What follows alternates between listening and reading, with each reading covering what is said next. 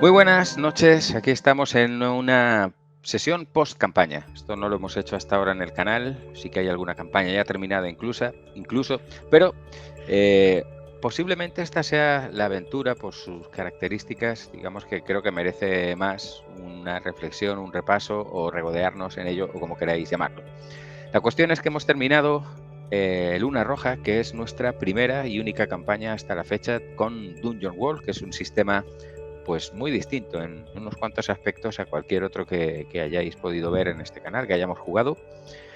Y vamos a diseccionarlo un poco, analizar un poco lo que ha pasado en estas 20 sesiones de juego, en realidad 21, hay una que se nos escapó, que por problemas técnicos no pudimos subir, pero bueno, subidas 20 sesiones con una historia protagonizada por hasta 6 PJs.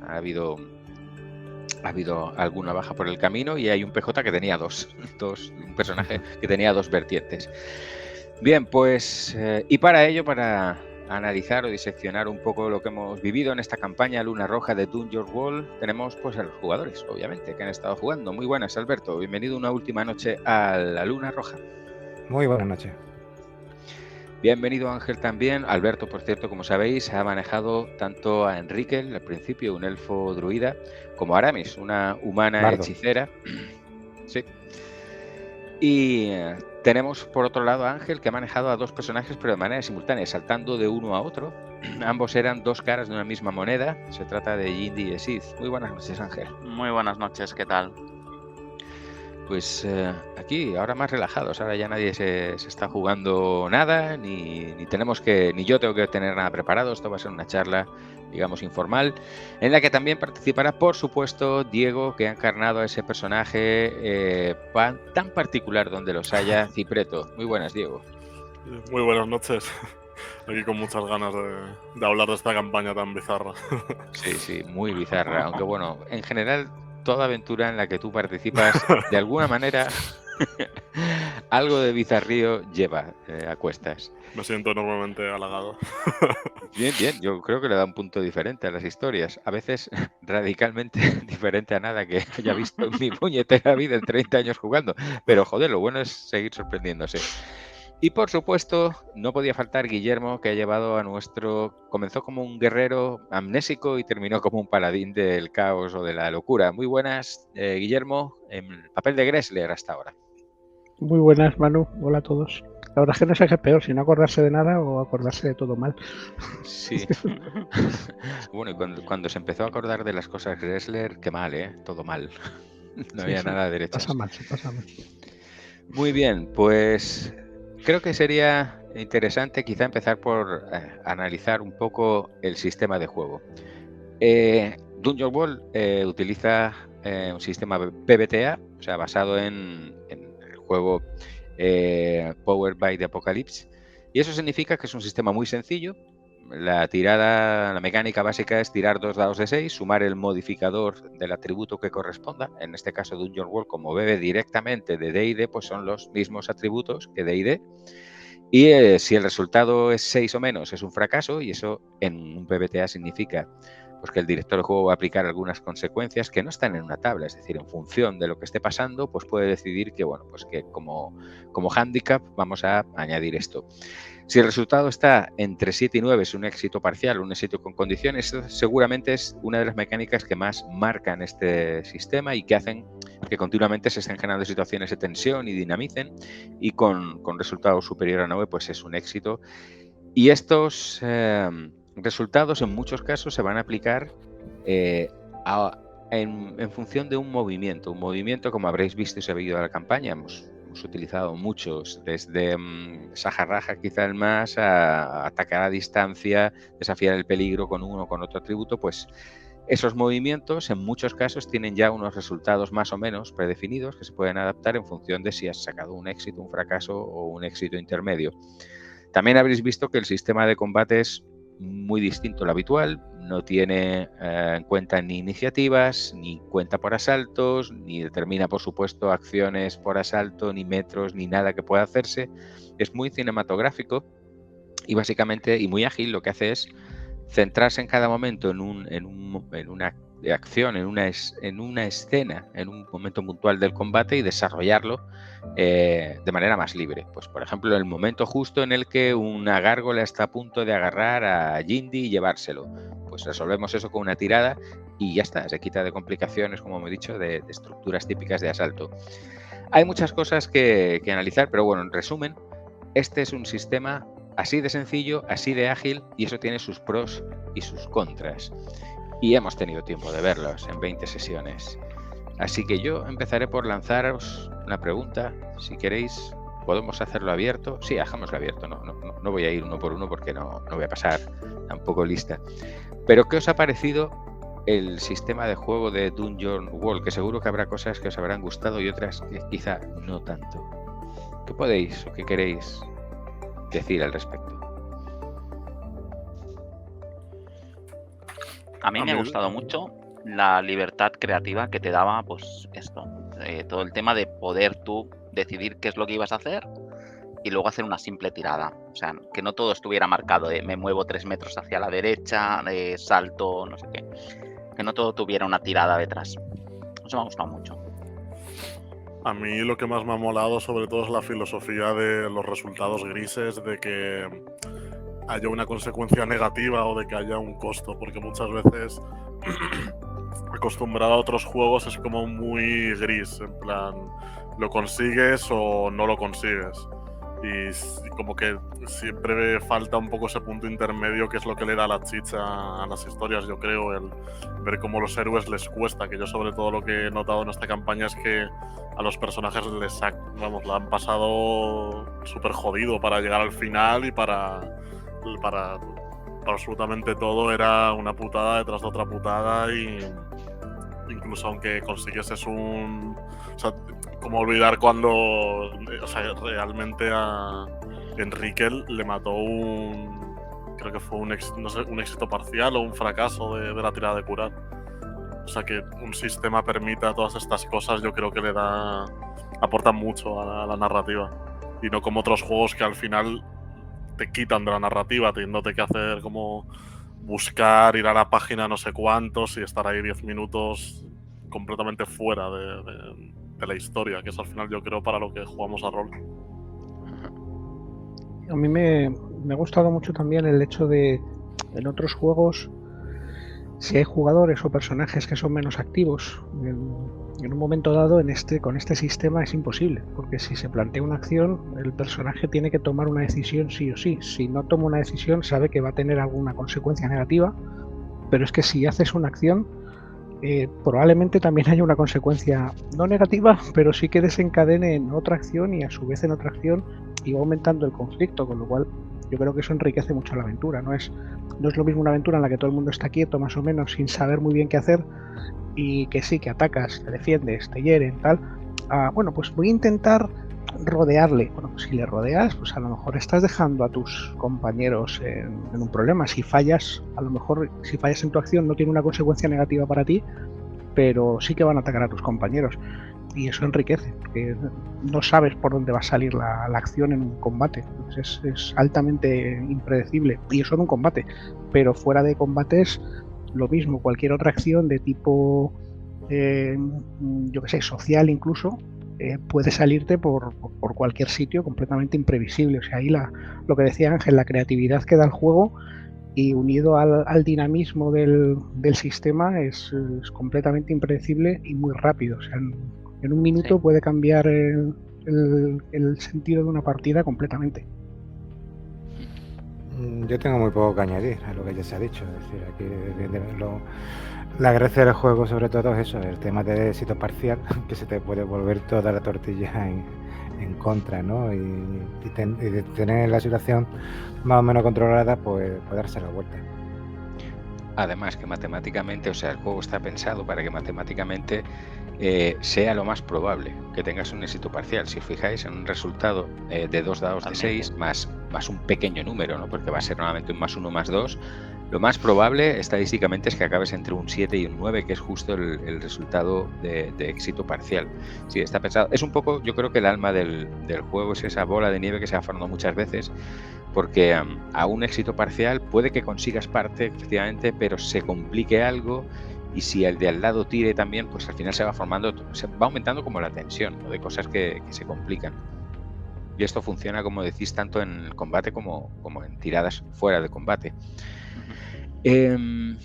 Luego, a mí me ha gustado mucho el tema de crear el mundo entre todos desde el principio, que eso me ha gustado mucho, pero luego lo que me ha flipado es lo de la posibilidad de ir dejando pues semillas de aventura o cualquier mierda que te pasase por la cabeza y dejarla ahí en el suelo y que la recoja alguien, quien tenga narices, y haga algo con ella si quiere, y si no, que pase. Eso me ha gustado mucho. Sí, eso entra en otro aspecto de la filosofía PBTA, que tiene que ver con que ya el director de juego no se erige como único creador, digamos, de la ficción, sino que el sistema y la filosofía invita a que los jugadores también aporten cosas e improvisen y añadan cosas a la ficción.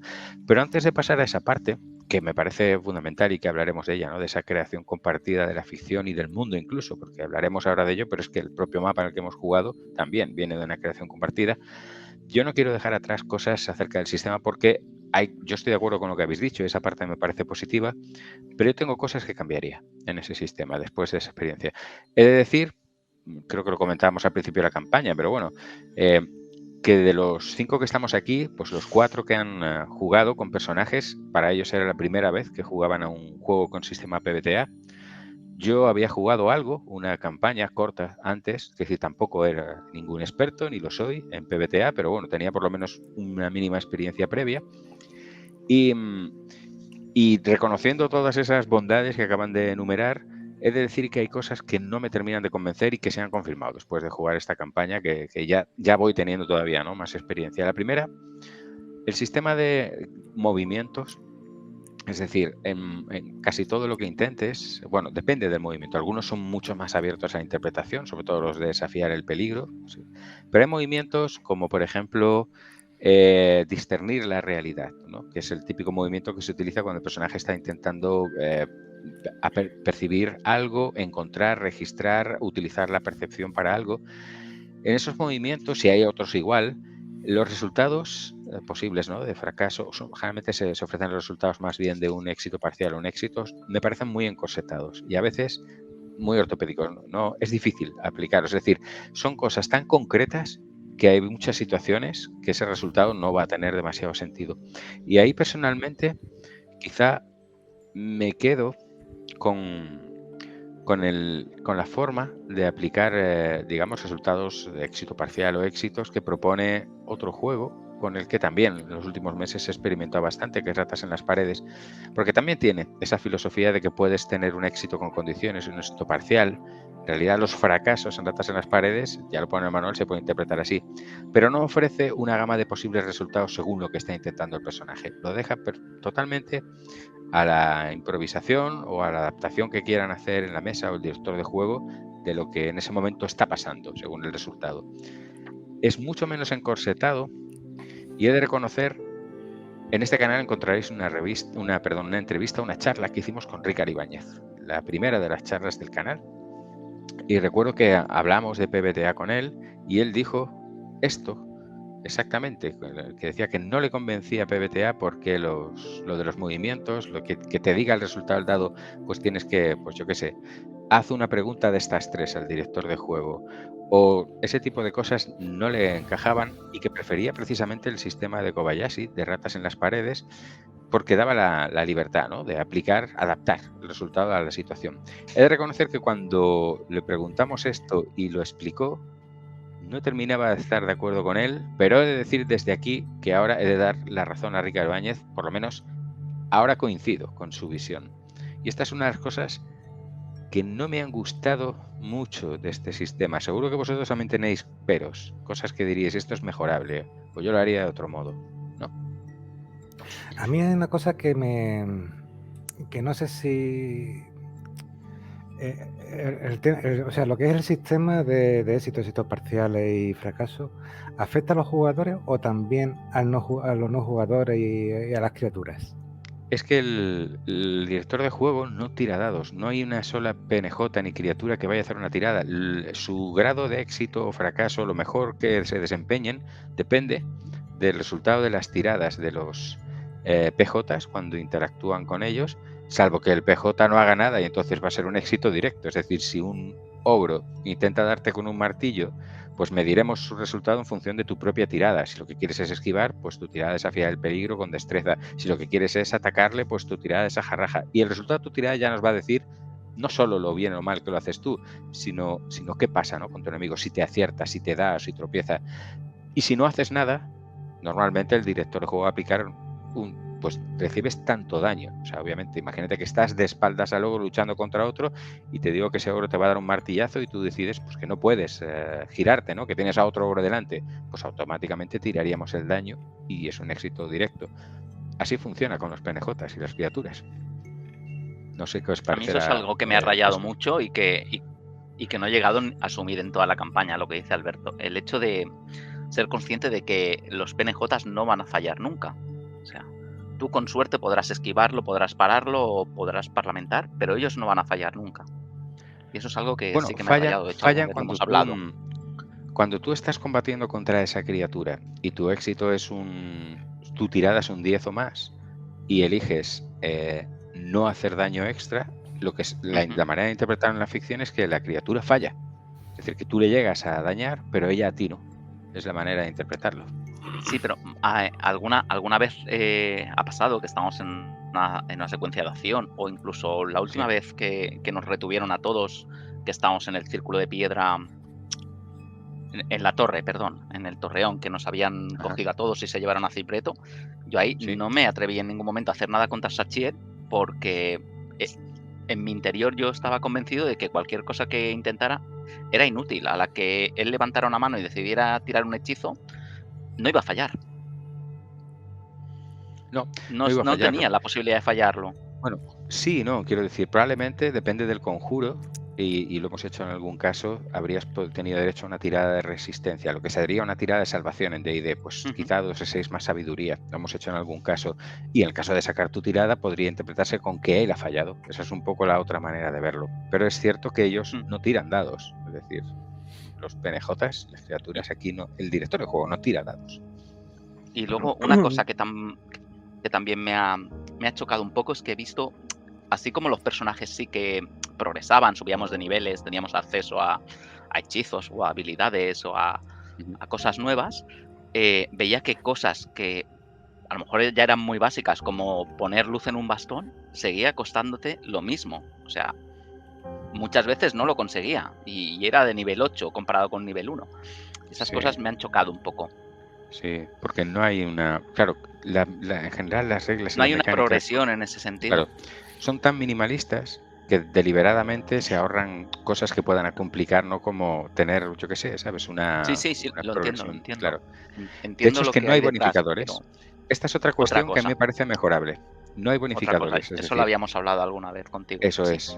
Cuando un personaje intenta una tarea y cuenta con una ventaja adicional, algo que en la mayoría de los otros juegos se resuelve con un bonificador, pues yo qué sé, en vez de trepar la pared a pelo, la trepas con una cuerda.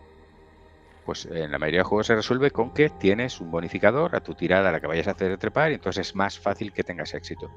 Y sin embargo, esa filosofía es una de las cosas chocantes que más tardé en asumir antes de empezar esta campaña incluso, ¿no? Yo decía, ¿cómo resuelve esto este juego? Al final la tirada es la misma y las probabilidades de éxito son las mismas y sin embargo estamos hablando de que tiene un elemento, la cuerda en este ejemplo, que debería hacerlo mucho más fácil. Y como eso, cualquier cuestión, ¿no? Cualquier tirada en la que hay un elemento que introduzca o una facilidad o una complicación. Y lo cierto es que la respuesta de PBTA es la siguiente. no se está midiendo en este caso la dificultad, sino la gravedad de un fracaso. Es decir, en el ejemplo de la cuerda y la pared, lo que PBA te dice es, el problema, es decir, no te voy a poner un bonificador porque tengas una cuerda. La cuestión es que si fallas trepando con una cuerda, las consecuencias no van a ser tan graves. A lo mejor lo que te haces es daño y te quemas las manos con la cuerda, como si trepas sin la cuerda. Las posibilidades de fracaso son las mismas, pero si fallas sin la cuerda, lo que haces es que te vas abajo. Esa es la filosofía de Dungeon World y PBTA, y por eso no aplican bonificadores ni penalizadores. Y esto a mí, aunque lo entiendo, no me convence, a mí personalmente. A mí tampoco. Yo prefiero que haya, aunque sea, de nuevo volviendo a ratas en las paredes, es muy minimalista, es todavía más simple de reglas que PBTA, ratas en las paredes, y cuenta con un bonificador de +1 o +2, como mucho, y ya. Pero ya te ayuda, ya dices, hostias, he conseguido una ventaja y numéricamente se refleja, ¿no? De alguna manera, sí que aumenta mis posibilidades de éxito. No sé qué os parecerá a vosotros esto. Hablando de ratas en las paredes, me voy a permitir mencionar a otro miembro del canal, a Carras, que, a ver, yo pienso como él en este sentido. Saludo, Carras, muy buenas. Si tú te enfrentas en un combate a un sinfín de enemigos, a X, a los que sea, puedes tomar la decisión de decir, vale, pues no hago nada, me quedo a la expectativa y a ver qué me hacen, o puedo decir, no, me lanzo yo al ataque y voy a por ellos. Si tomas esa decisión de ataco yo, tienes más posibilidades de cagarla que si esperas un ataque y reaccionas. ¿Por qué? Pues si tú te lanzas y atacas, directamente si fallas ya te estás buscando un lío. Mientras que si no haces nada y esperas un poco a ver qué es lo que va a ocurrir, bueno, pues en función de cómo te lo plantee el máster, pues puedes reaccionar de una forma o puedes reaccionar de otra. Pero como te pongas tú y digas ataco y fallas, dices, vale, pues fracasas y además te haces daño. Dices, solo si fallas, perdona, Guillermo, perdona, no solo si fallas, es que si consigues un éxito parcial, también te llevas hostia. Y con un éxito total puedes decidir si no llevarte. Ahí coincido ahí en lo que dice Carras, es decir, ¿hasta qué punto me merece la pena meterme en un fregado? Porque si no contraatacas, te llevas la hostia directa. En ese sentido, ratas en las paredes, estamos hablando, funciona igual que Dungeon World. Es decir, él cree, no sé de dónde ha sacado esa conclusión, que no merece la pena arriesgarte a atacar porque entonces hay muchas posibilidades, como el resultado, digamos, o el posible contraataque de tu enemigo depende de tu tirada, pues si me meto en el fregado tengo muchas posibilidades de tal. Bueno, eso es realista. En la vida real, si te metes a hostias con alguien, es cuando tienes las posibilidades de llevarte unas hostias. Pero la idea de que entonces si no hago nada estoy más seguro, entre comillas, es una falsa seguridad por una razón, porque en ese sentido funciona igual que esto.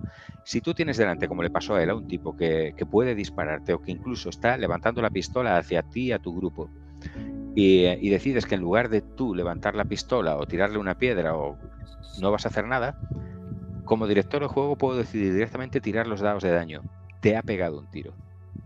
Y ya olvídate, ahí sí que tienes 0 posibilidades, es decir, te has quedado viendo qué iba a pasar cuando el tipo levantaba la pistola y ha hecho clac.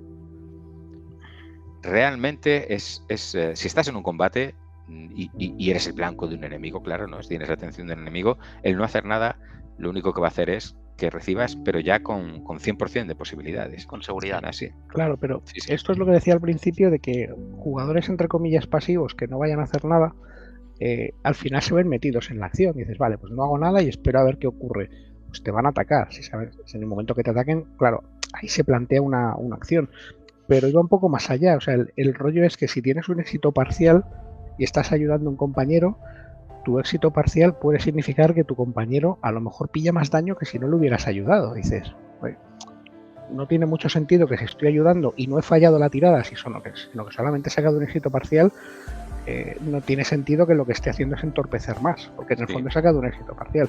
Y esa sensación a veces está ahí y como que coarta un poco la libertad al personaje. Porque igual ahí lo que estás haciendo es atacar, no ayudar, que ya hay un movimiento de ayudar para eso, ¿no? Claro, pero muchas veces el ayudar es el ayudar, pero si atacas, claro, que ahí eres tú el que te arriesgas a llevártela. Sí, en general, eso y lo del modificador de ayudar. En general, si utilizas ese movimiento de ayudar, lo más probable, también dependerá de la situación, es que si es un éxito parcial, quizá consigas ayudar a la otra persona, pero tú te metas en algún tipo de problema, en una situación comprometida. Esa sería la interpretación típica, que bueno, que como todo, al final estás improvisando y puede salir por otro lado, pero sí. Pues yo, como digo, volviendo a lo que comentaba, yo introduciría modificadores, por mucho que vaya en contra un poco de la filosofía de este sistema y tal, pero yo los he echado de menos más de una vez.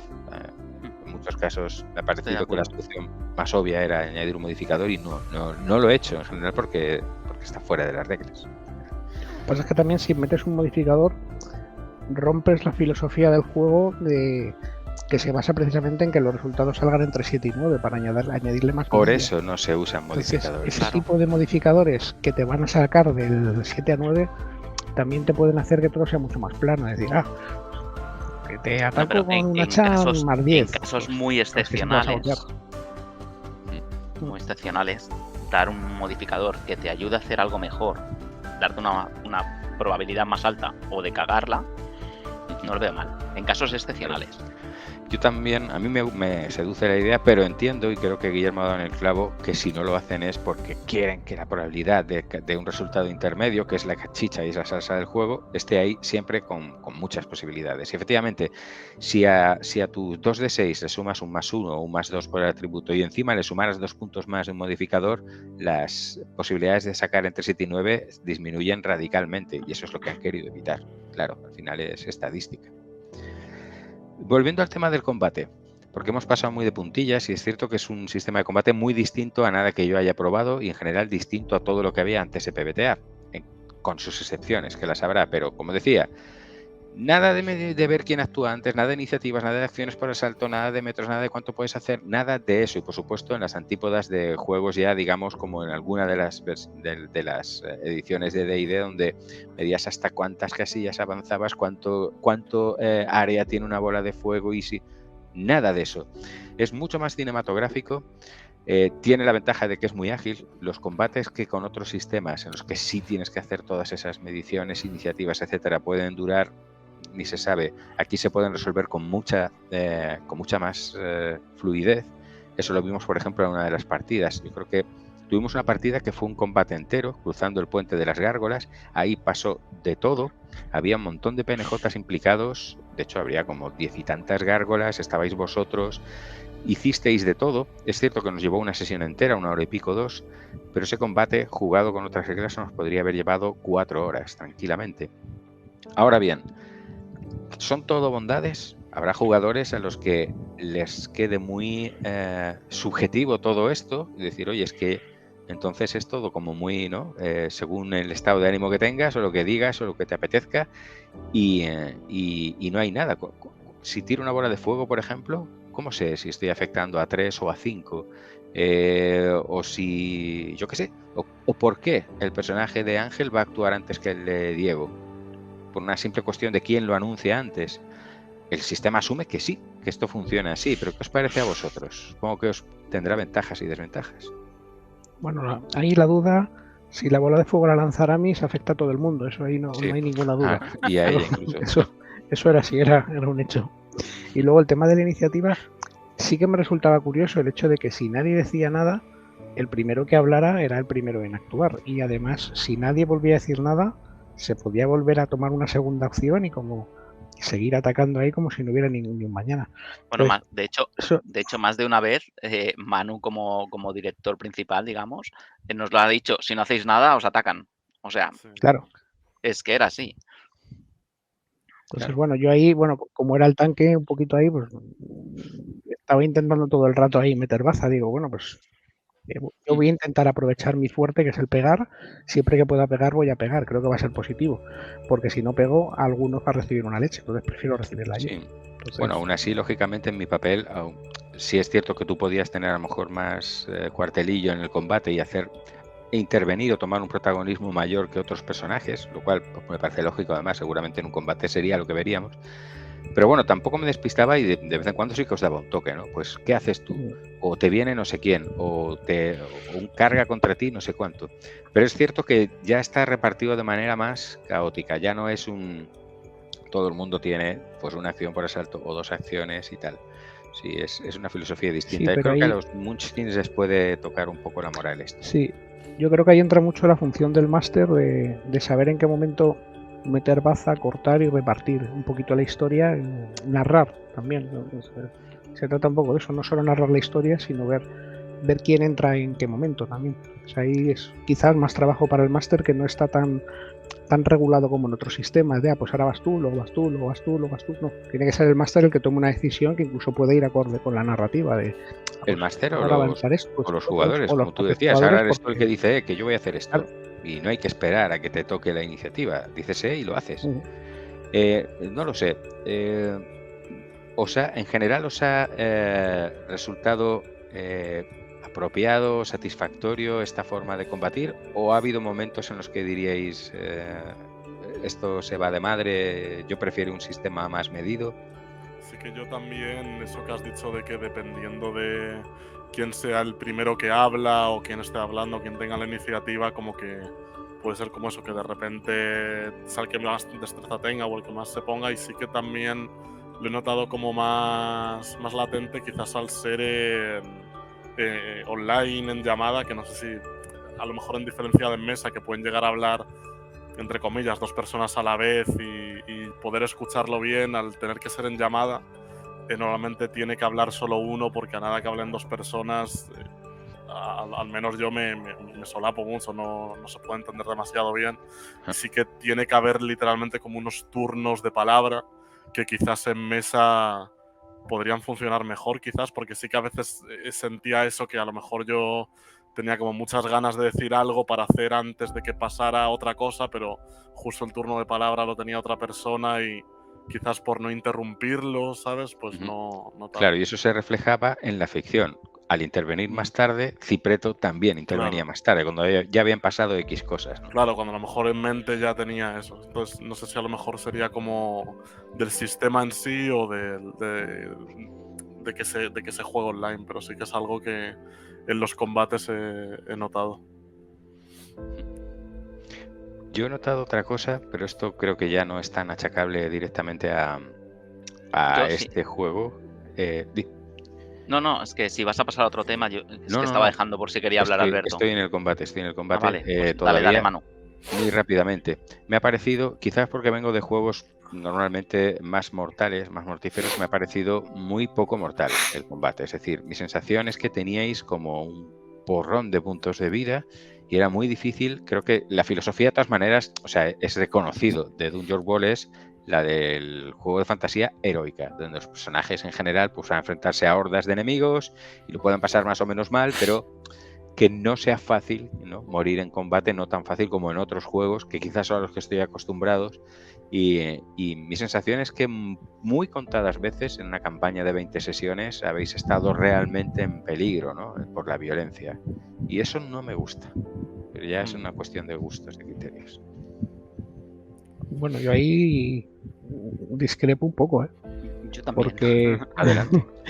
No, yo llevaba el tanque y en varias ocasiones he estado por debajo de 6-7 puntos de vida, teniendo en cuenta que he llegado a tener 25. Entonces, los otros, si se meten en fregado, vamos, sufrir 12-13 puntos de vida es relativamente fácil, muy fácil. Y vamos, también depende del tipo de enemigos y demás, pero muchas veces te la estás jugando una tirada.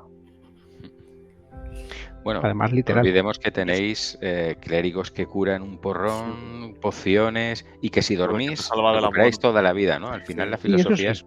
Eso sí, la que es la curación es muy hablar rápida. Del movimiento de último aliento, que es que a lo mejor mueres, pero no mueres. Yo creo que lo supedita todo mucho a la narrativa, y bueno, la narrativa manda. Entonces, ¿puede haber mortalidad? Puede haber mortalidad. No...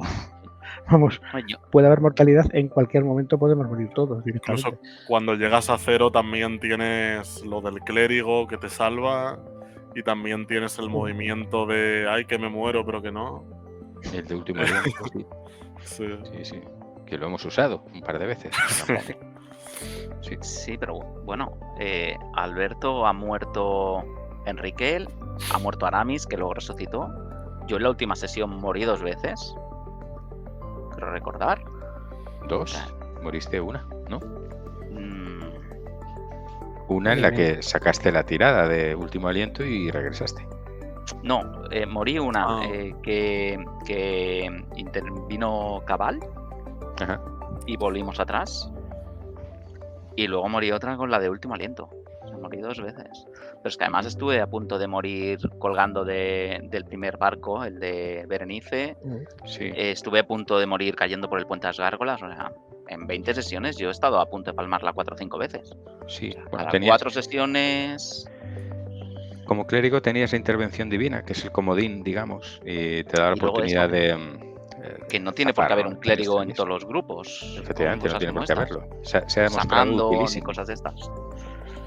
A mí sí me gusta el hecho de que esté la posibilidad de real de muerte en cualquier momento, pero que en función de la narrativa puede que sí o puede que no. O sea, si al final se trata de contar una historia entretenida, puede dar más entretenimiento que un personaje muera en un momento dado. Y es que puede suceder en cualquier momento. Una tirada, lo que decía Ángel, está saltando por el puente, pues fallas la tirada, adiós, muy buenas. O sea, hay ni intervención divina ni leche. Si te caes, te caes. Pues Bueno, de hecho, con Berenice estuve a punto de morir ahogada también. Y si hubiera sido potestad mía en ese momento, yo no hubiera usado lo de volver a la vida, porque estaba en un punto en el que estaba un poco harta de Jindy y Sith y de la relación con sus compañeros, que habían quedado todos iluminados por ¿Qué es lo que te carisma salvó? ¿Intervención divina o qué fue? Creo que intervención divina, sí. Sí, puede ser. Sí, o sea... Sí que yo en toda la campaña como tanque también, que tenía como 20 y pico puntos de vida, realmente solo estuvo a punto de morir al principio porque me metí con todos los zombies y luego con lo del barco, y luego sí que es verdad que el resto del tiempo era como, bueno, pues me echo una siesta. Va a haber enemigos, sí, bueno, pero si tengo mis 4 horitas de siesta, llego como nuevo. Sí, eso es un poco... Es que la siesta es la siesta. Vamos, ¿qué os voy a contar de la siesta? La sanidad pública en Dungeon World funciona. Mira que te cagas. Al final también es un poco por lo que has dicho del estilo de juego de fantasía heroica, porque o sea, tampoco sé si es PBTA como tal, ratas en las paredes, pero al final eso como que... No es PBTA, aunque tiene alguna conexión, ¿no?, con esta filosofía, pero... Sí, pero ratas en las paredes tiene más mortalidad, pero yo creo que porque la narrativa sí lo pide. O sea, la narrativa de ratas en las paredes, pues si estás viendo una aventura de terror, lo que da terror es pues, ver cómo vamos cayendo todos, ¿no? como los negritos. Es otro tono, al final quizás este juego también sea como un puente a como otro estilo de juego, ¿no? Como un juego de estilo como más narrativo y más de meter cosas, y por eso es como que está cogiendo como todas estas cosas del rol más clásico de encarnar un héroe y demás. Sí. Sí. A lo mejor saldrá Cthulhu World, ¿sabes? El juego da pie en este caso en la creación de personajes, como en todo, a una dosis importante de improvisación, y tu personaje, Diego, era una prueba palpable de ello. Es decir, tu personaje desde el origen y cómo fue desarrollándose y las cosas que hacía y el porqué, fue una continua creación original, creo yo. Sí. Yo es la primera vez que veo un arbusto en juego, vamos. Mis respetos con su panel de abejas y todo. Sí que me gustó mucho, y también muchas gracias, Manu, por la confianza de dejarme tener las abejas. Sí, reconozco que tardé un poco en digerir la idea, pero bueno. Yo creo que funcionó. Sí, funcionó. Es decir, me alegro de no haber sido tan cerrado como para decir, oye, es que no lo veo, cómprate el puto oso de siempre o el perro lobo y ya está, ¿sabes? Y que las reglas... Es que la otra opción era el oso amoroso, aquel que vivía hace poco. Eso no se llegó a ver, ¿no? ¿Cómo era un koala? Un koaloso, tío. Sí, puede que lo del koaloso también tuviera su peso en elegir las abejas finalmente. Puede que se mencionó muy fuera de cámaras, creo que como dentro de la partida solo se llegó a mencionar que una vez en el barco como que dije que me asomé y que vi un koaloso por ahí. En plan, a ver si colaba, y que era una invención que tuve yo de mitad oso y mitad koala, y que yo quería tener un oso que me ayudase a trepar a sitios y a... No sé muy bien lo que quería, la verdad. Dentro de que los koalas también son un poco osos. Sí. Pero bueno, no sé. Me alegro, como decía, me alegro de que tuvieras abejas, porque vamos. Yo quiero comentar 2 cosas antes de que se me pasen. Respecto al sistema de combate, yo no lo cambiaría, me gusta cómo está. Yo vengo del mundo del wargame, estoy en el mundo del wargame, Y allí distingues Es entre la justo cadencia lo de fuego opuesto, de una claro. ametralladora alemana a una británica, a las posibilidades de congelación del disparo en Rusia. Entonces, yo aquí no busco algo, cuando juego a rol, busco algo más interpretativo, por mal que Menos interpretes, que simulacionista. no simulacionista. Sí. Ujú. De hecho, creo que todos venimos del grupo de Aquelarre y nos quejamos del sistema de combate de Aquelarre y parece que el cambio no va a ser a mejor. Y a mí eso me echa bastante para atrás. Sí, yo también Bueno. tiendo cada vez más a lo sencillo. Lo que pasa es que aquí me faltan algunas cosas. Me faltan esos bonificadores, pero sé que eso rompe un Sí, poco, ¿no? La mecánica cosas del así, vale, juego. pero bueno. También no. hay de Y ver luego, de qué forma otra aplicar los cosa, modificadores. Bueno, también.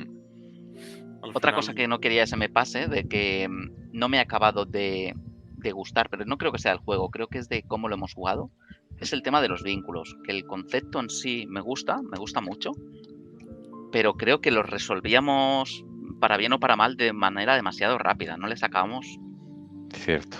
todo el juego Eh, que se puede sacar.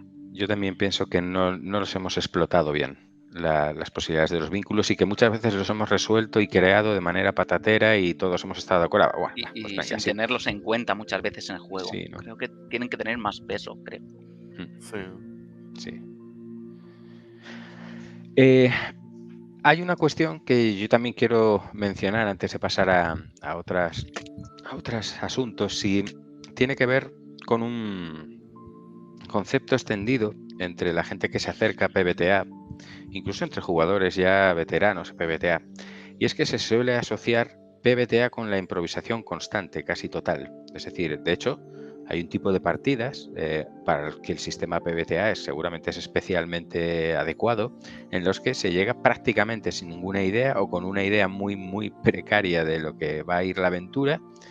Y en esencia la aventura se crea y se desarrolla, pero digo desde los cimientos, en base a lo que van aportando en la mesa, pues tanto el director del juego como los jugadores. Es un tipo de partida, podríamos empezar una hora mismo, nadie tiene puñetera idea de qué va a ir, pero empezaríamos a hablar ya en la creación de personajes, que sería mucho más rápida que nuestra sesión cero seguramente, porque no tendríamos que crear ni un mundo ni cuestiones culturales en las que nosotros nos paramos. Pero podríamos empezar ahora una partida y sin saber nadie de qué va, y yo propondría una escena, una situación inicial, y entre los propios jugadores se iría confeccionando, digamos, la ficción y un desarrollo y un desenlace. Bien, sí, se puede hacer con PBTA. Seguramente los jugadores de PBTA están muy acostumbrados a este formato, pero no es cierto, y quiero aclararlo porque en algún sitio lo he leído, en algún foro y incluso alguna vez me lo han comentado. No es cierto que para jugar a PBTA tenga que jugarse a ese nivel de improvisación. No lo es. No lo es. De hecho, incluso el propio manual de Dungeon World ya establece reglas y normas y directrices como crea mapas pero deja espacios. Y esto no solo se refiere a los mapas físicos que puedas dibujar, ¿no?, de una mazmorra, sino se refiere también a la filosofía de juego, a ten algo preparado, pero deja espacio para que surja la improvisación y se completen las cosas, seguramente incluso con aportaciones ni siquiera del director de juego, sino de los jugadores. Esto es lo que yo he intentado aplicar, pero en absoluto yo llegaba a la mesa con la mente en blanco, con un papel en blanco o con una frase. Yo llegaba con cosas más preparadas, menos establecidas que con otros juegos, pero yo tenía cada vez más claro de qué iba la historia y yo sabía qué elementos quería introducir en la siguiente sesión, dejando espacios. Es decir, efectivamente no me cerraba, y de hecho han pasado muchas cosas que yo no esperaba, que han surgido durante la sesión, por ejemplo, por aportaciones de los jugadores. De hecho, en la edición de No Solo Rol de este manual se incluye una guía, que es muy útil, por cierto, guía de Dungeon World, que está pensada para que entiendas, sobre todo si vienes de otros juegos, cuál es la filosofía. Y esa guía incluye una campaña que, al estilo de D&D PBTA, es decir, son unas pocas hojas en las que simplemente se esbozan algunas ideas, pero ya se habla de cuáles son los principales frentes y facciones que están involucrados en esa historia general. Hay un mapa sencillo con los principales lugares, cuáles son los principales enemigos y cuáles son un poco por dónde va a discurrir, ¿no?, la cosa. Es decir, no se parte de una hoja en blanco ni de dos frases apuntadas en un papel. Se puede hacer, sí, pero no es imprescindible ni es necesario para que sea PBTA. Hacía tiempo que quería mencionar esto, porque hay alguna confusión al respecto. Pues no sé si queréis añadir algo sobre el sistema de juego, y si no, podemos abordar el otro asunto que mencionaba al principio, el asunto de la creación compartida, de trama, de mundo. Sí que es verdad que yo, hablando con gente más, como quizás más old school en persona, en asociaciones y demás, como que sí que he notado como a lo mejor esa pereza ligada a lo que has dicho tú, Manu, como de, PBTA, sí, es ese sistema en el que te tengo que tirar los dados y encima como explicarte qué es lo que tengo que hacer. Pues te meto un hachazo, ¿sabes? Ya tal. Y sí que eso también, como para finalizar también un poco lo que estábamos hablando del combate y demás, que creo que al final todos los sistemas de combate tienen una balanza entre simulacionismo y narrativa, y que creo que eso, cuanto más simulacionismo y preciso hágase el sistema, más se va a interponer en la historia que quieras contar, y al final es algo más de gustos que de eso, de qué es lo que te funciona a ti o qué es lo que funciona al grupo. Y luego también quería... Bueno, no sé si quieres decir algo, Ángel. No, que a mí justamente eso me mola mucho, el que seas tú el que definas el resultado, porque seguramente lo que yo estoy pensando cuando acierto un hachazo no es lo mismo que estás pensando tú o Manu. Y eso me gusta mucho, esa libertad. Sí. De hecho, Manu se la ha visto aplicar en otros juegos también, de decir, bueno, pues dime cómo lo matas.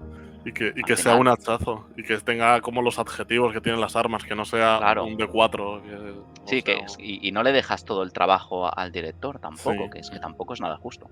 Y eso también quería hablar de ello, que pese a todo, yo incluso he sentido, y si no Manu que lo corrobore, también aún así Manu ha tenido mucho peso y mucho impacto, y aún así ha hecho mucho de figura de narrador. Central, pero sí, probablemente más de lo habitual en un PBTA. Probablemente he tenido más peso narrativo o cuestión de la ficción de lo habitual.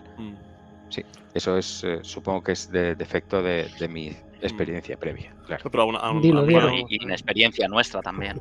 Dilo, Diego, Manu ha hecho mucho daño, dilo. Iba a joder. Libertad, Coaloso, sáquenlo de donde lo tengan. Entréguenmelo ya, Manu no me deja. Libertad, bueno, en fin. Que lo que quería decir es que sí que noto eso, como que me gusta mucho, o al menos a mí me ha servido como para expandir horizontes mentales a un nuevo tipo de juego, y lo que hacía como un puente a como a una tierra virgen de otro tipo de juegos de rol y demás.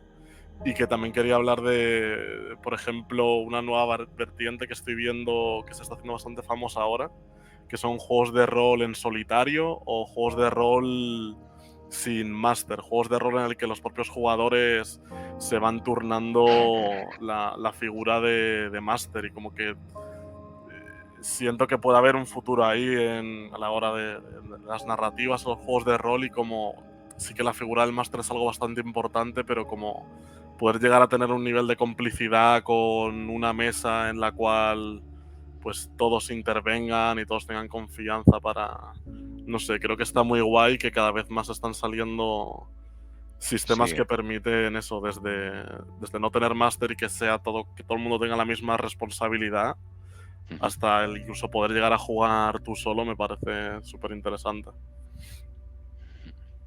Y eso es lo que quería comentar. Último.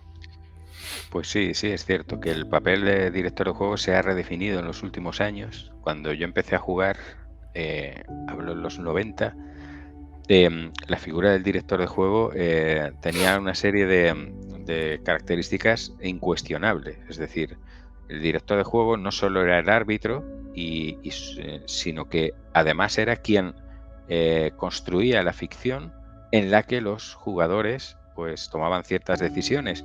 Pero en los 90, hasta donde yo llego, a nadie se le ocurría que un jugador pudiese, quiero decir, en función de los sistemas de ese momento. Otra cosa es que en cada mesa lo hicieran como quisieran, ¿vale? Pero de entrada, la idea no era que un jugador pudiera decidir, pues, no sé, cómo era un escenario o elementos que generalmente corresponden al director de juego. Y eso se ha ido desarrollando hasta el punto, como dice Diego, en que hay sistemas que ya no requieren de un director de juego. Es así, y a mí también me llama la atención. Hay hasta emuladores de Game Master, hay emuladores incluso de jugadores. La verdad que es un mundo bastante interesante y que se siente muy nuevo y que puede ser un aire fresco para todo este mundo. Pues eso nos lleva un poco al siguiente punto que quería tocar y que quiero proponeros de analizarlo un poco, que tiene que ver precisamente con eso, con esa filosofía que es muy PBTA también, de una construcción o creación conjunta. Me refiero desde la creación del mundo, ahora hablaremos de eso, nosotros lo hicimos sobre todo en la sesión 0, pero también la creación de la trama.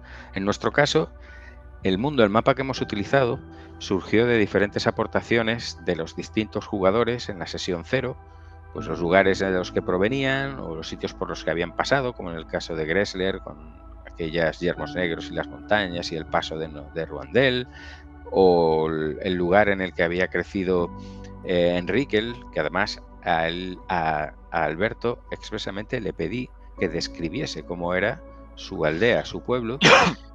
Igual que pues Guillermo se sacó de la manga el reino humano de Cronios, que resultó pues el reino más importante y la frontera, digamos, de nuestro territorio. O Zandar, el lugar, digamos, uno de los últimos lugares que definimos, surgió como el lugar en el que, digamos, en el que él tenía pues sus raíces y los personajes con los que se había relacionado en su trasfondo, pues su amada o Lorisenger habían salido de allí. Del mismo modo que, pues, Ángel, por ejemplo, fue quien describió un poco el culto a Cabal, que, pues, cómo funcionaba un poco la cosa, el tema de cómo buscaban a un nuevo sacerdote. Incluso ya en la creación del mundo y de los personajes surge buena parte del hilo principal de esta campaña, porque creo que fue Ángel quien habló de la profecía del retorno de Cabal, de que acabaría con los dioses, de la luna roja, que de alguna manera anunciaría ese retorno, que como veis son piezas clave en la historia que hemos jugado. Esa creación del mundo conjunta, que como digo surge sobre todo en la sesión 0, luego hablaremos de cómo se han ido añadiendo otros elementos en la trama a medida que jugamos. ¿Cómo lo habéis vivido? ¿Qué os ha parecido? ¿Creéis que aporta o no? Porque hay que tener en cuenta que, de acuerdo, aumenta la participación de los jugadores, pero por otro lado, quizá pueda ir, ahora me diréis lo que os parece, en detrimento de una cierta coherencia y uniformidad que le otorga a una historia el hecho de que tenga alguien detrás que coherentemente vaya colocando todas las cosas para que tengan un sentido concreto. No sé, ¿cómo lo habéis experimentado? Yo lo que creo que comentamos todos al acabar la campaña es que se habían unido todos los cabos y absolutamente todas y cada una de las cosas que habíamos dicho se habían unido, así que yo creo que está guay dar ese voto de confianza a la mesa de que puedan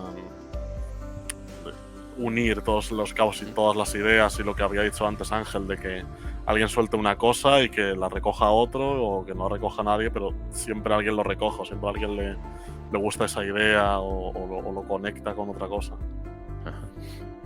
Sí, pero yo creo que los cabos no se han unido, porque sí, a ver, yo creo que ahí la figura de Manu ha sido clave, sí, que los ha ido uniendo en la parte de atrás del teatro, ¿no? Sí, entre partida y partida se hace esa labor. Exactamente, yo creo que eso sí que hay alguien que tiene que hacerlo, si no es muy complicado que todo confluya y que cuadre. Y lo de la creación del mundo, pues yo realmente, sin quererlo, creé un poco la cosmogonía, o como... Cosmogonía, que no me salía, pero simplemente por darle un trasfondo a mi personaje, porque ya os lo he comentado antes en privado, no sabía ni si iba a existir el culto a Cabal o iba a ser que mi personaje realmente estaba loco y se creía el enviado de un dios que ni existía ni nada. De hecho, mi idea simplemente era hacer un personaje que representara un poco que la locura no es algo malo, que muchas veces lo vemos como un estigma, y que la locura, las enfermedades mentales no dejan de ser un tipo de enfermedad, y que no tiene por qué ser algo malo. Ajá. Luego muchas veces se ha desviado hacia el dios del caos y tal, pero bueno, yo he intentado irlo reenderezando ese tema. Sí, un poco pienso igual, vamos, el trasfondo de mi personaje de Gressler, que era un personaje amnésico, muy curioso, o sea, pero para ser amnésico recordaba ciertas cosas también. Era no solo, o sea, yo no quería hacer un personaje en el de ¿y qué sabes de tu personaje? Ah, no sé nada, cuéntame. No. Quería una historia más o menos clara que iba a forjar una personalidad y en base a eso, pues Manu ha sacado cosas y las ha aportado ya a la historia, y lo que decíamos, entre partida y partida, el hacer esa labor de unir, de coser un poco, ¿no? Sí, presentar las posibilidades, distintas posibilidades y demás. Y si no las sacaba él, nos forzaba a sacarlas muchas veces, porque Claro, nos hacía o sea, preguntas muchas veces o nos flashbacks presentaba la del personaje y alternativa tal, de, claro, incluso de que te ¿qué iba queréis creando, hacer? ¿Queréis claro. ir por aquí o queréis ir por allá? Y en base a esas decisiones nos íbamos alejando, acercándonos más a la idea que él tenía. Pero vamos, yo no sé hasta qué punto, Manu, tú tenías claro más o menos el inicio, el nudo y el desenlace de la historia principal, de lo que es la aventura, o Pues si lo es has un ido buen momento para forjando hablar de ello. y más o menos a mitad de la aventura ya más ibas viendo que la cosa iba a terminar como Es un momento para hablar de ello. En la sesión 0, es decir, cuando hicimos los personajes, incluso la mayor parte se hizo fuera de pantalla. En pantalla ya hicimos simplemente pues las últimas partes y hablamos de los vínculos y tal, ¿no? Pero cada jugador pues pensó el trasfondo de su personaje y se habló y se compartió.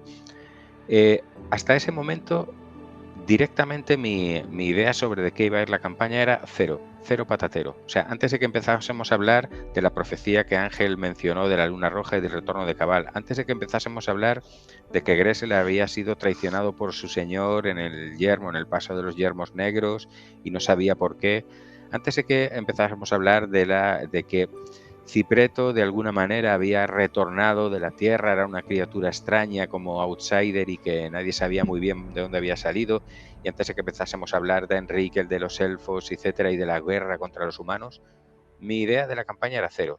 De hecho, deliberadamente esperé a tener ese material para empezar a incorporarlo en una historia. Y en las primeras sesiones, lo único que yo sabía es que la historia iba del regreso de esa deidad, que debía ser vista por algunos como algo justo, necesario y bueno, y por otros, la mayor parte, como el cataclismo final, y que tendríais un papel importante en ese retorno, ¿no? En ese episodio final.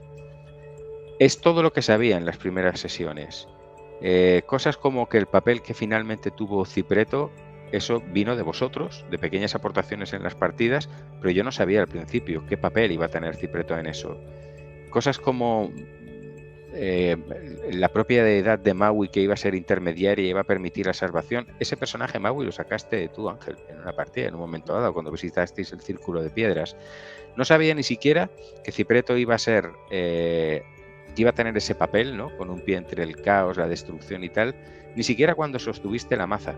La cogiste tú por casualidad y no la maza esa que acabó siendo un poco la arma con la que ejecutaste, digamos, a tus compañeros y definitivamente te convertiste en, ¿no? En el camino de retorno de...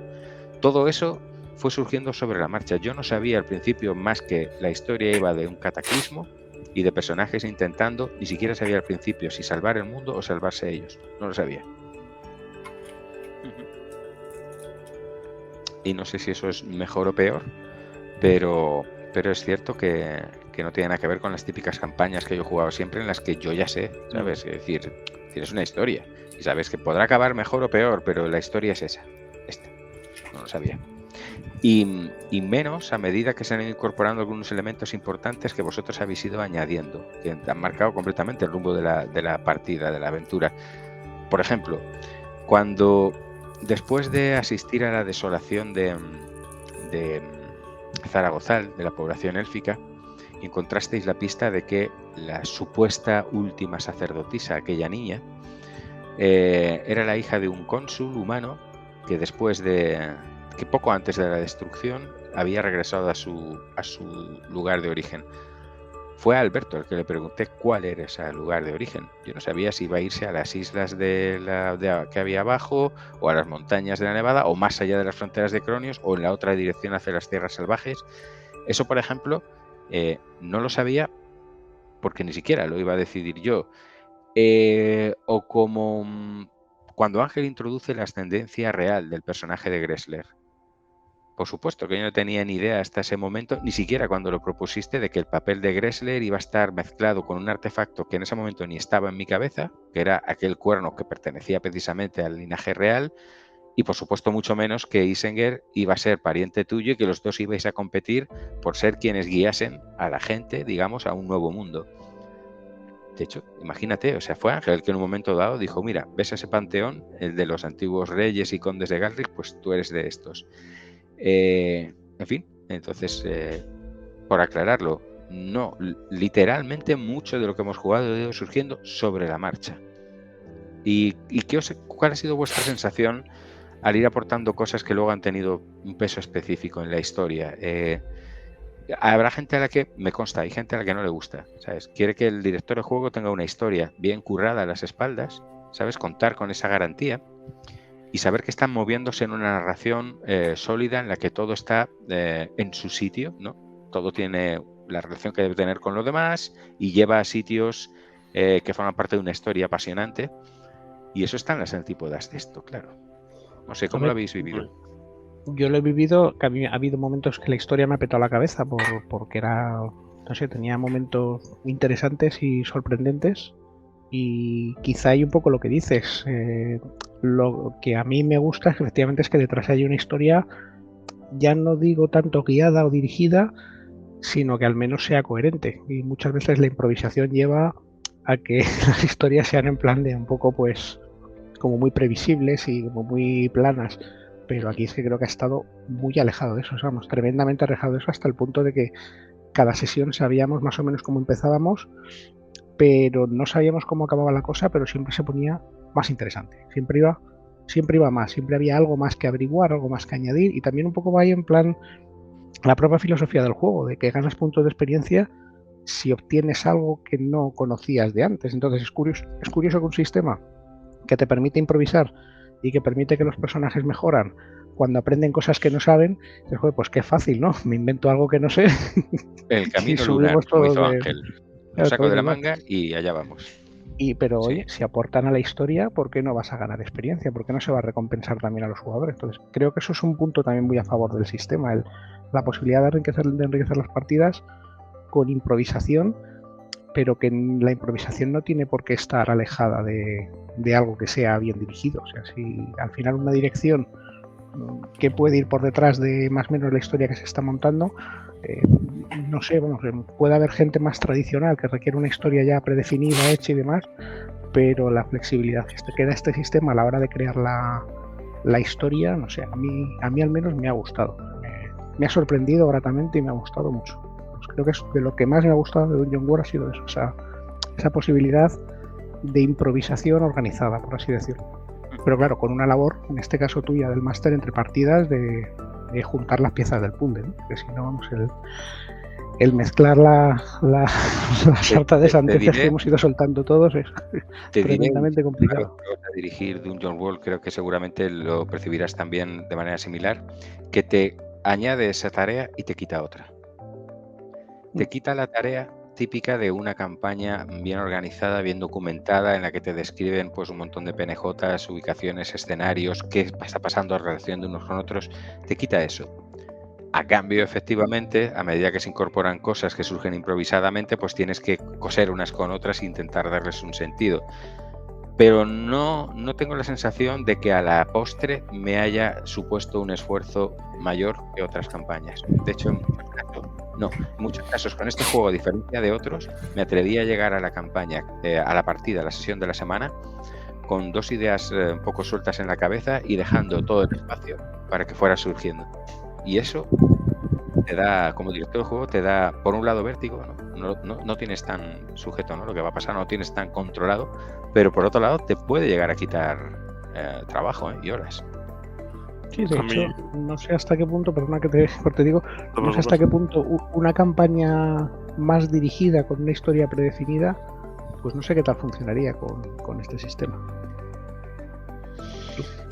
Yo creo que quizá perdería parte de su encanto, pero bueno, no sé. A mí me parece muy... No te preocupes. A mí me parece guay porque siento que democratiza o como que mete de alguna forma algo que puede llegar incluso a la anarquía, de que al final todo el mundo tenga como el mismo peso narrativo en la historia, con lo de que al final muchas veces puedes tomar decisiones que normalmente solo podría tomar el máster, y como que normalmente es eso, como una especie de despotismo ilustrado del máster de todo por los jugadores, pero sin los jugadores. De eso de hago la campaña y tal, y sí que con este sistema siento que al final como que de alguna forma u otra, al menos hablo por mí, todos hemos jugado lo que queríamos jugar, porque hemos hecho que el juego sea lo que queríamos jugar y porque nos ha dado la opción, pues tanto el juego como tú como máster, y no sé, siento que está muy bien, y también siento que pone como una responsabilidad a la cual quizás no estábamos como del todo acostumbrados como jugadores, porque sí que hablas mucho de tu perspectiva como máster, pero también como la perspectiva que tienes como jugador cuando vas a una partida, quizás a veces, al menos hablo en primera persona, es como algo más pasivo, contemplativo, me lo van a dar, sí. ¿no? Claro, Hecho. algo más de a ver qué hay aquí. Pero claro, a mí me pasaba muchas veces que era como de, ostras, y esto tal, se me ocurre a lo mejor añadir esta historia, añadir esta movida, así que a lo mejor he añadido menos de lo que me gustaría, pero como te digo, siento que activa y que pone en marcha un nuevo Claro. modo de juego como Es cierto juego. que cambia un poco el papel habitualmente, entre comillas, pasivo de los jugadores, que no tiene por qué serlo, depende del jugador y depende del juego y depende de la mesa, ¿no? Pero sí que es muchas veces cuando de repente el director de juego, sea yo o el que sea, ¿no? Que esté aplicando un poco esa filosofía, te dice, vale, y de repente miras en un estanque de agua, como os pasó, ¿no? En algún sitio, en el templo de la diosa de la vida, y a lo mejor no te digo lo que ves, a lo mejor te pregunto, ¿qué ves? Claro, y de repente cambia, ese papel pasivo es, hostias, voy a aportar algo a la ficción y a lo mejor es algo, joder, relevante, ¿no? Y me lo tengo que inventar yo como jugador. Sí, eso cambia, efectivamente. También eso, el tener esa responsabilidad de que sea algo bueno o no bueno, o que sea algo que conecte con otras cosas, o que sea algo nuevo. Yo Te sí diré que... que no a todo el mundo le gusta. Recuerdo haber escuchado a uno de nuestros invitados también. ¿Cómo se llama? El de Culpa del Rol. Joder, si estás viendo esto, mátame porque mira que he seguido tu canal. Y decía, en algún vídeo, lo vi diciendo, no me gustan estos sistemas en los que el director de juego le pregunta al jugador qué pasa en la ficción, ¿no? Esto de, bueno, y abres el cofre y encuentras, y el director de juego le dice al jugador, bueno, ¿qué encuentras en el cofre? Dice, no me jodas, o sea, cúrratelo, tío, o sea, ponme el objeto que encaje o que tengas pensado y tal, no me digas a mí qué objeto hay dentro del cofre, qué objeto mágico. Claro, hay gente a la que no le gusta, estoy hablando de un tipo muy metido en el mundo del rol, con mucha experiencia y con mucho, ¿qué diría yo?, sentido común, ¿no? Dirigiendo cuando hablas y ves sus partidas. No tiene por qué gustarte ese papel activo. Claro. Sí que al final, dependiendo de la mesa, y sí que eso, quizás a mí sobre todo porque muchas veces me tomaba por sorpresa, y muchas veces era como de, ostras, ¿qué tal? Y a lo mejor también al estar grabándolo o a estar online era como de, que también tenía como ese nerviosismo de, uy, a ver qué digo, a ver qué no digo. Pero sí que, lo que digo, siento que desbloquea algo muy guay como jugador, el poder simplemente imaginar algo más, que al final es de lo que va el rol, de imaginar, pues que no te pongan puertas y trabas, está muy guay.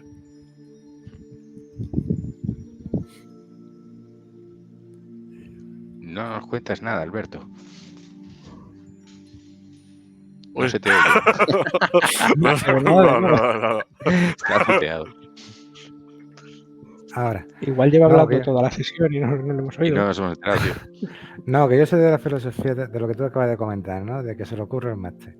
Hasta cierto Sí. punto, bueno, pues le da un poco de chicha a la historia, el que los jugadores aporten, ¿no? a la historia. Pero, bueno, es otra filosofía, otra forma de ver el juego. No es ni mejor ni peor, pero yo personalmente, pues sí, pues yo prefiero un juego estructurado con un guión sólido detrás, ¿no? Digo que no es que sea ni mejor ni peor, simplemente una preferencia. Sí. Tengo un colega que ya toda la vida jugando a rol y Y él, o sea, incluso cuando en algún momento de la partida le simplemente pregunta, bueno, pues ¿cómo matas a tu enemigo? ¿No? Lo que decía Ángel, que es la mínima expresión, o sea, ya está muerto, no estás improvisando nada, va a morir, simplemente te estoy pidiendo que me describas, pues para que tú lo hagas a tu rollo como muere. Que eso no le gusta, tío. Que quiere que el director de juego le diga cómo él ha matado, ¿no? Gracias a su crítico a la criatura. Y efectivamente no es ni mejor ni peor, es otra filosofía, ¿no? Hay gente que quiere como jugador que el mundo no dependa de su voluntad, sino que el mundo lo describa alguien que se llama director de juego y en base a ese contexto de ficción, entonces él hace cosas y decide cosas, pero en ningún caso va a entrar a la taberna y que le toque a él decidir si la taberna es grande o pequeña, si tiene 2 plantas o es de piedra o es de madera. Eso tiene que dárselo el director de juego, porque en el mundo de ficción, pues él no decide esas cosas, y este es otro planteamiento, ¿sí? Un papel más de espectador. Yo respecto a lo que ha dicho Diego antes de que todos hemos jugado a lo que hemos querido, creo que ha tenido que ver que desde el minuto 1 hemos sido nosotros los que hemos decidido en qué mundo íbamos a jugar, qué tipo de partida, decidimos que era fantasía un poco oscura y tal. Entonces, ahí ya estabas diciendo a qué quieres jugar. Ha sido Manu el que se ha currado en este caso el llevar la partida hacia ese lado. Y a mí lo de poder, bueno, ya lo habréis visto, lo de poder ir soltando gilipolladas, ideas y tal, a mí me ha encantado, de verdad que me ha encantado. Hay gente que solo quiere ver el mundo arder, como así se ha visto, Ángel. Cierto, sí. Al final se ha vuelto oscuro. Bueno, al final, ¿qué coño? El final ha sido bastante oscuro. Habéis sacrificado a un amigo, otra ha reventado para matar a unos cuantos enemigos. Tú al final estabas en un sueño febril de un rito de iniciación y Gressel ni siquiera existía. O sea, realmente oscuro todo al final. En fin. Y yo creo, respecto a lo que decía Manu, de si abro un cofre, quiero que me digas, no, yo te puedo decir. Otra cosa es que tú esperases que hubiera una daga como máster y yo te haya dicho que hay un brazalete, pues ahí sí que te va a tocar a ti darle las cualidades al brazalete o engarzarlo como quieras en la partida. Y va a ser una putada, pero creo que es mucho más divertido para todos también. Sí, ¿tú prefieres esa participación? Yo sí. Ahora también te digo, yo venía cada domingo cuando encendía ordenador, pensaba que no me pilla mi Manu la escena inicial. Porque yo me considero malo jugando, pero improvisando ya ni te explico, o sea... Que no me pregunte la seño, ¿no? Era la sensación. Que no me pregunte la sí. Era en plan que describa cómo era el lugar me ponía que te así tocó para alguna abajo, vez. miraba para el suelo, lo típico. ¿Y cómo es el culto este de Cabal? Bueno, claro, sí. ¿Y cómo es Cabal? Y yo qué sé, te lo he definido como Tulu, te lo he definido como, yo qué sé. Ahí Alberto, sin embargo, no se cortaba. Ya. Alberto no se cortaba nada. ¿Y cómo es la orden de Hermes? Pues mira, tenemos gente con la capucha roja, otro es azul, otro verde. Estos son los de la tierra, estos no sé cuántos, estos se ocupan de no sé qué. Sí, señor. Además, como si fuera así, ¿verdad? Y todo. A mí es que eso me cuesta. Bueno, me cuesta un montón, digo yo. En la escena de la tumba de... ¿Y qué ves en la puerta? ¿Ves algún emblema? Y yo, sí, veo unos leones. Digo, ¿y por qué cojones he dicho unos leones? Ya estaba decidido. Digo, joder, a ver ahora cómo encajo esto con lo que será momentos de improvisación que digo, a mí me gusta mucho improvisar, pero se me da fatal. No se me da bien. A mí también. Joder, pues qué contentos estáis con la improvisación para luego no querer ni ir a hablar de que os toque, joder. Sí, hombre, porque a mí me gusta, pero para estar en la zona de confort ya me quedo en casa. Bueno, la zona de confort directamente se fue al carajo, que eso fue seguramente ya el sumum ya de la narración compartida cuando te sentaste a dirigir, Ángel. Bueno, ahí me pillaste, es que ese día estábamos fuera con amigos y tal, y yo venía bien. Venía servido, ya te lo dije. 2 cervezas menos y esa sesión lo diriges tú. Y además te lo dije. ¿Eso cómo surgió? ¿De quién fue la idea de dirigir? ¿De quién va a ser la idea? Mía no. Te lo digo ahora. Surgió la idea, la propuesta, porque tampoco, obviamente no fue una imposición, la propuesta fue mía, pero por culpa de él. ¿Por qué? Porque para esos momentos, estamos hablando ya de la mitad hacia adelante de la campaña, la segunda mitad del partido, yo ya sabía que todo tenía que ver con ese rito de iniciación de Jindy y que en realidad todo esto no era más que el delirio en el que estaba viviendo encerrado en un nicho. Y él propone de repente lo del camino lunar. Y el camino lunar me lo describe básicamente como un un trayecto, digamos, como si fuera pues entre dimensiones o así y tal, pero en el que sobre todo, ¿no? No recuerdo si esto lo dijiste tú, lo Es propuse yo, como una surgió cinta de hablando. aeropuerto, o sea, tú estabas haciendo el mismo camino, pero Sí. a más velocidad, porque a la vez que te movías tú, te transportaba. Era La un poco la idea cuestión, inicial. sí, la cuestión es que no sé de dónde surgió, si fue en la conversación entre tú y yo hablando de cómo sería ese camino lunar, que básicamente sus peligros no serían tanto físicos, sino mentales. Sí, y me pediste pues que lo Eso llenara es. yo de peligros. Y eso me llevó a la siguiente idea. Y es decir, vale, si el camino lunar tiene como particularidad que básicamente, ¿no?, su naturaleza es sobre todo psíquica, mental, ilusoria, llámale X, ¿no? Los peligros a los que se van a enfrentar no son tanto que te arranquen un brazo como que te vuelvas loco, por ejemplo, ¿no? Y ya sabiendo, como sabía, que todo en realidad estaba en la mente de Jindy Sid, que era eso, que era un delirio, me pareció que tenía sentido que ese trayecto concretamente, que tenía esa naturaleza tan onírica o psíquica, fuera dirigida por la mente de quien estaba soñando con todo esto. De ahí surgió la idea de que él dirigiera esa sesión. Y me pareció que ese camino lunar era el momento y el lugar adecuados. Era la mayor conexión entre el mundo onírico, ¿no?, y que ahí su mente tenía que pesar más. Pues chapo, a mí ese momento de la partida me hizo la mente así, me hizo. Porque no lo sabían, no sé si se nota en la sesión, si la veis, pero los otros jugadores no sabían que quien iba a dirigir era Ángel. Yo sonreí muchísimo. No me Yo puedo creer que hubo un esté momento pasando que esto. dije, espera, digo, hostia, digo, Nos está me he explicando perdido algo, algo. Ángel. Lo dijiste Como así jugamos por escrito, siempre, además. como estamos jugando siempre de noche y tal, ahora mismo son las 12:20, pero hubo un momento de esa partida, como las 12:30 tal, que dije yo, hostia, digo, me he perdido, quizá me he dormido, me he saltado algo, yo que sé, me he despistado un momento y ¿qué pasa aquí? Digo, está hablando Ángel, digo, no, ¿qué pasa? ¿Qué pasa? Le han hechizado. Hubo un momento ahí de 2-3 segundos de duda que dije, ¿qué pasa aquí? Luego ya dije, vale. O sea, ¿recuerdas, ahora que Me hemos petó la vuelto a cabeza. eso, ¿recuerdas, Ángel, el único momento de esa sesión que tú estabas dirigiendo en que yo describí una microescena dentro de esa aventura, Sí, de sí, esa la sesión? mía La saliendo tuya. de ¿Recordáis? un nicho. Que Sí. cada uno estabais viendo cosas extrañas, muy oníricas, y de repente llegues a un sitio donde hay un nicho, hay un montón de nichos blancos y se oyen los golpes de uno. Y de repente cuando sale es el propio Jindy metido en un nicho. Realmente era un reflejo de donde estaba de verdad, físicamente, en aquel momento. No Que sé me si alguien dijo llegó que- supongo que Ángel llegó a sospechar algo en aquel momento. Yo sospeché cuando escuché los golpes en el nicho que era yo, sospeché que estaba intentando salir de mi mente, o yo imaginé eso en aquel momento, pero no para nada me imaginé lo que vino luego al final. ¿Recuerdas nada, lo que en te aquel dijo, momento, lo que para te nada. dijiste a ti mismo al salir del nicho? Es todo al un final? sueño, sí, es todo un sueño. Nada era real. Nada es Está todo en real. mi mente, Sí, está sí. todo en tu mente. Sí. Eras tú hablándote a ti mismo. Bueno, Sí. una fumada muy gorda de esta. Sí. Qué guay. En fin, muy loco.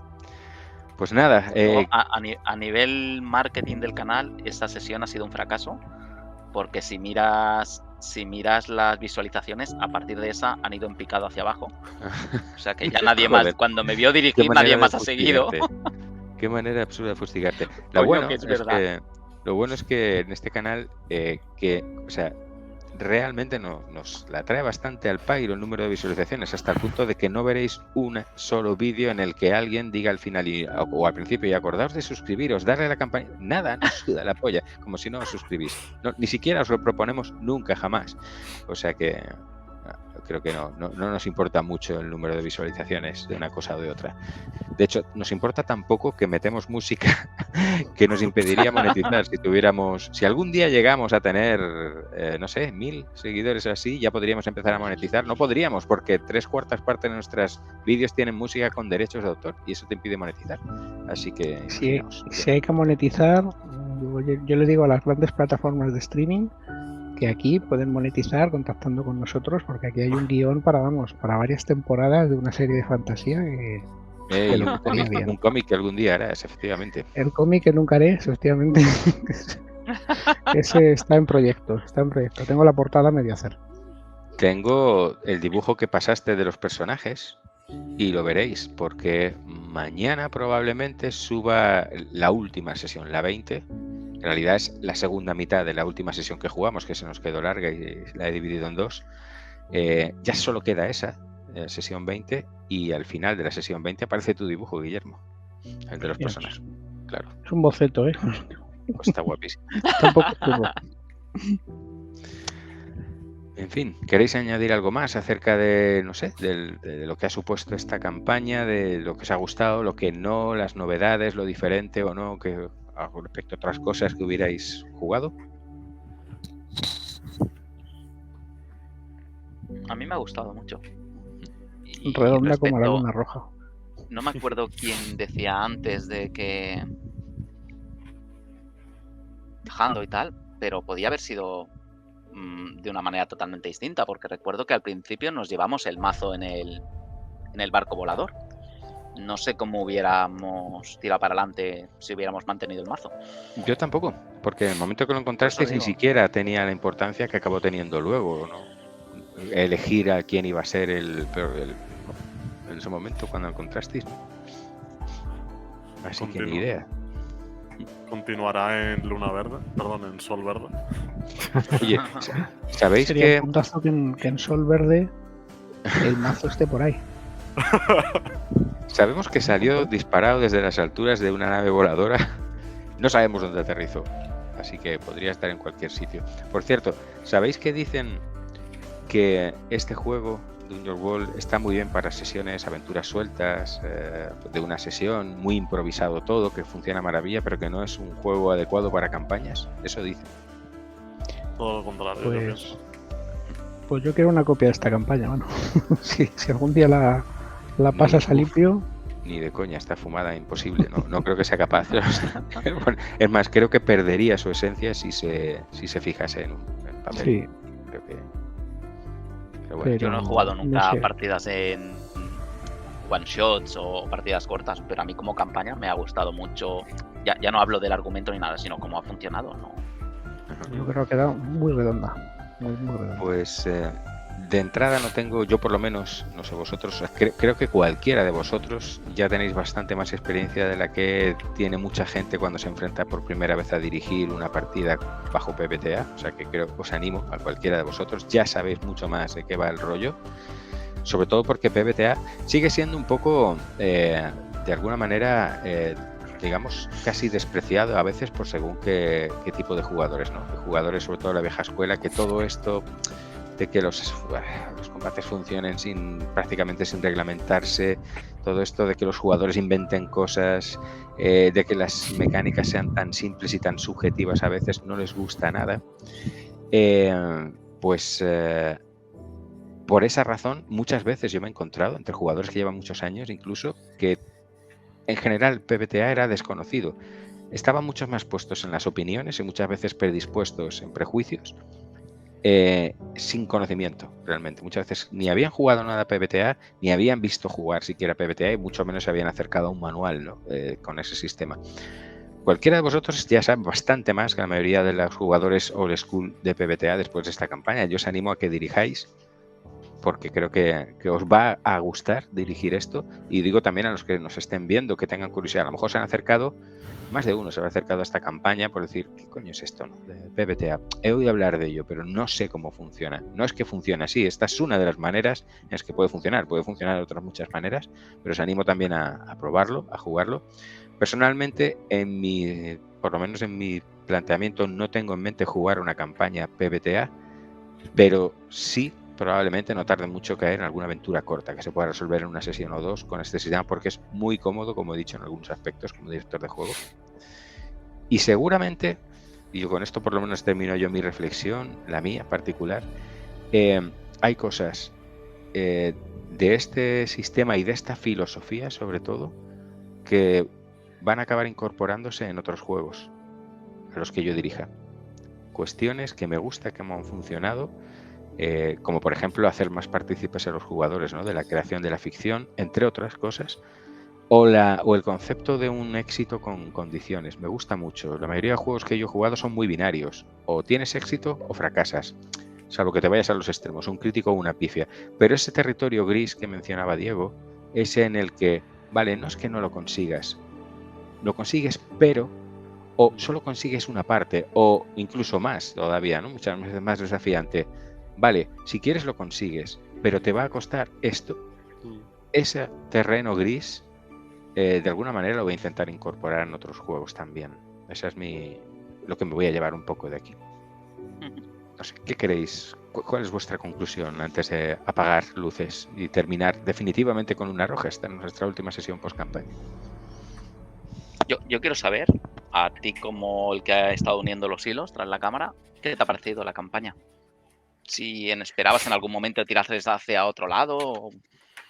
Estaba más que nada abierto. No tenía, o sea, ha sido algo que se ha ido cerrando. Es decir, cuanto más atrás vamos, cuanto más al principio, más abierto y no esperaba nada, salvo como decía que tenía en mente que iba a ir sobre ese cataclismo final.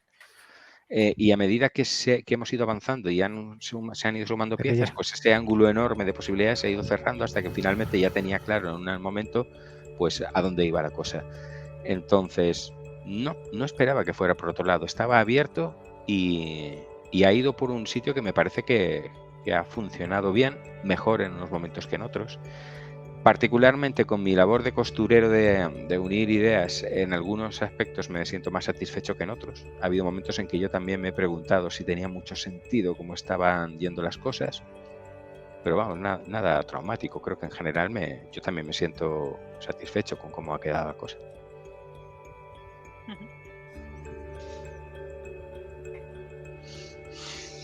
En fin. ¿Alguien quiere añadir algo? Yo por mi parte eso, agradecerte el habernos descubierto este sistema y que creo que está muy guay y como llevo diciendo todo el rato constantemente, siento que ha abierto en mí como una nueva perspectiva lo que son los juegos de rol y sobre todo lo que pueden llegar a ser y en lo que se pueden transformar a nivel de story building, de creación coral, de una aventura o de una historia. Siento que es algo muy, muy guay y muy bonito. Tienes algo, Alberto. Termina tú como terminó Enrique la campaña. ¿Muerto? Spoiler. No, muerto no, ¿qué coño? El único que existía. El único real. Sí. Bueno, pues ya te digo, o sea, básicamente es un sistema que no es perfecto como ninguno, ¿no? Sistema perfecto claro. No hay ninguno, todos tienen sus carencias y sus puntos fuertes y sus puntos débiles. En pues sus puntos fuertes, pues yo creo que por un lado lo que es la cinematografía, ¿no? del sistema, lo que es la implicación de los jugadores dentro de la historia, que a lo mejor otras personas pueden entender que esos no son puntos fuertes, ¿no? Claro. Pueden ser puntos débiles. Y luego, pues, lo que menos me gusta del sistema quizás, pues ya te digo, es un poco que parece de que los PNJ son omnipotentes, ¿no? Ellos nunca van a fracasar. Bienvenido al Club Carras. No sé, ¿algo que añadir, Guillermo, Ángel? A mí me ha sorprendido sobre todo la parte de la improvisación por nuestra parte, de aportar elementos a la historia y demás, que es un estilo al que yo no estaba acostumbrado, que cada vez me voy acostumbrando más con todos los del grupo, pero me ha gustado mucho la forma de ir creando la historia y sorprendernos a nosotros mismos. O sea, en el fondo estamos jugando todos, aportando ideas, creando cosas. Y como dice Diego, o sea, creo que es muy bonito y muy interesante y es una vertiente que normalmente no está en un juego que es 100% dirigido aquí. Esa posibilidad de que esté el juego abierto abre mucho la historia y permite jugar cosas muy chulas. O sea, permite dar un aporte de originalidad interesante. Pues te va a tocar terminar, Ángel, porque... faltas tú por pues llegar a alguna conclusión. Ya lo he dicho, me ha gustado mucho. Además, me parece que realmente aquí sí que jugamos todos. En otros juegos, para mí el que juega más, aunque parezca extraño, es el máster. Los otros son colaboradores necesarios. Pero el máster en su trastienda, creando todo el mundo, la aventura y tal, creo que juega más que los que la desarrollan. Sí. Bien. pues esto ha sido Luna Roja, ha sido nuestra primera campaña con un sistema PBTA, Dungeon World, que quizás sea el sistema PBTA o el juego con sistema PBTA más accesible para jugadores de sistemas clásicos, porque básicamente es Dungeon Dungeons and Dragons trasladado a PBTA. Espero que hayáis disfrutado de esa campaña. ¿Y habrá más Dungeon World en el canal? Sí, como he dicho, yo por lo menos tengo intención de jugar alguna aventura corta porque a mí también me gusta mucho ese cambio de registro que te proporciona este juego, ¿no? Más abierto, con un punto más de improvisación y en el que las complicaciones por las reglas se reducen al mínimo. Y puede, y espero que no sea yo el único que dirija una partida con este sistema o con cualquier otro de este tipo. Pues hasta aquí Luna Roja. Nos veremos en las aventuras de Pigman en la siguiente aventura o desventura. Hasta la próxima. Adiós. Buenas noches.